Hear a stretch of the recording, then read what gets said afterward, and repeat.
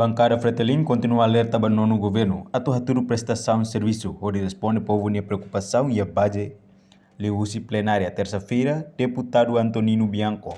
O governo tem que responder. Leusi busca solução para o problema e o setor saúde, educação, infraestrutura. No seu lutar, nebe durante nessa preocupação para o povo. No bancada Fretilin, continua o governo tem que haturu serviço dia, onde responde ao povo a preocupação e o setor vital sira nebe iha. Jadi declaração bancada declaração bancada é tudo aspiração maior até teria logo a verdade é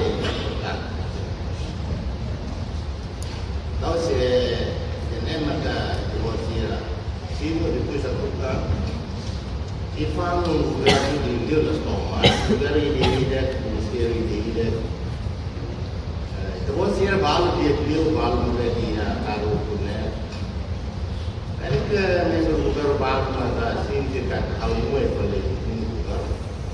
Algo não faz, porque tem também muitas pessoas que costumam valeu para representar o povo, seria o Estado através setores que é uma para